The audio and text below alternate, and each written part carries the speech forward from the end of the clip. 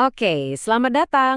Kalian pernah kepikiran nggak sih gimana ceritanya sebuah pengantaran pizza biasa bisa benar-benar ngubah hidup seseorang?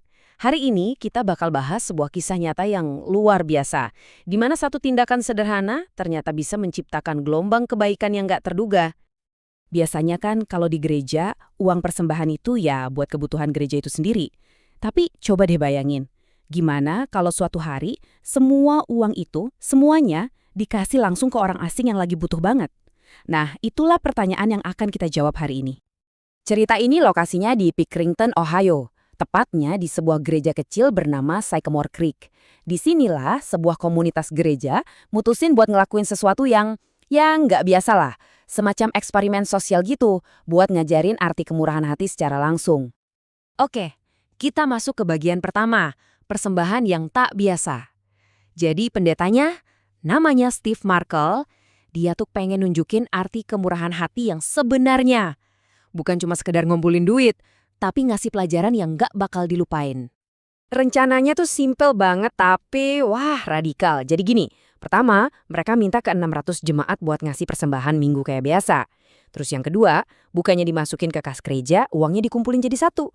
Ketiga, mereka pesan pizza, cuma satu. Dan yang terakhir, ini dia intinya, semua uang yang kekumpul tadi, semuanya dikasih ke mas atau mbak pengantar pizza sebagai tip. Gila kan? Nah, sekarang kita masuk ke momen puncaknya nih, pengantaran pizza itu sendiri. Tapi, kayak yang bakal kita lihat, ada satu perubahan kecil di menit-menit terakhir yang kayaknya udah diatur sama takdir.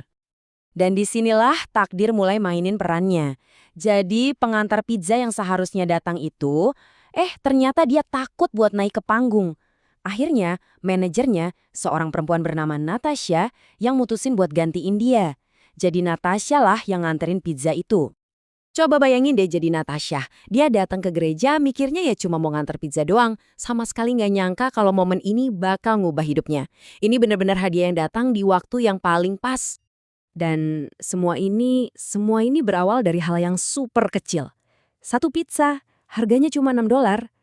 Siapa sangka ya kan, pesanan sesimpel ini bisa jadi pemicu sesuatu yang luar biasa besar.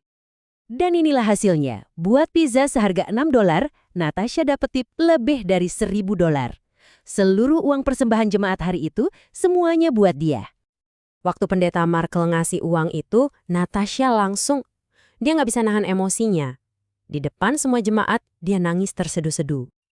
Tentu aja, semua orang di sana jadi bertanya-tanya, kenapa ya dia bisa seemosional itu? Apa sih arti uang ini buat dia sampai reaksinya begitu dalam? Dan ini dia jawabannya, yang bikin semua orang kaget.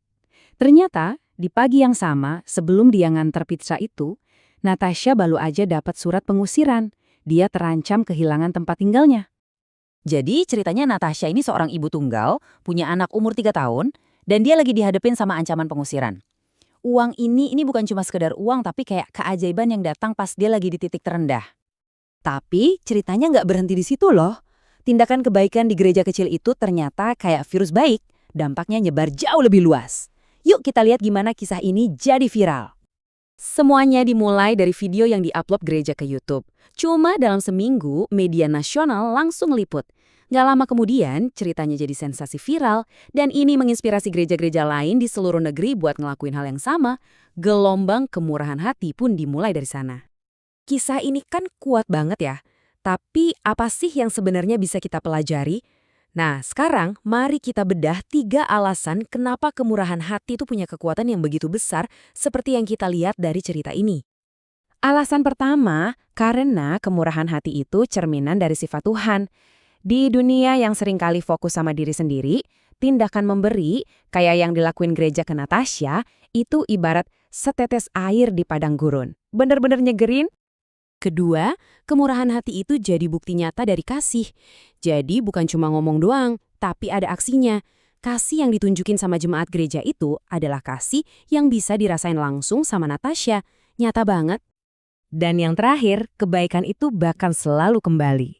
Jadi tindakan murah hati itu nggak cuma ngebantu si penerima, tapi juga memperkaya orang yang memberi. Kayak kata sebuah pepatah kuno, orang yang murah hati itu sebenarnya lagi berbuat baik untuk dirinya sendiri. Oke, jadi apa nih poin-poin penting yang bisa kita ambil?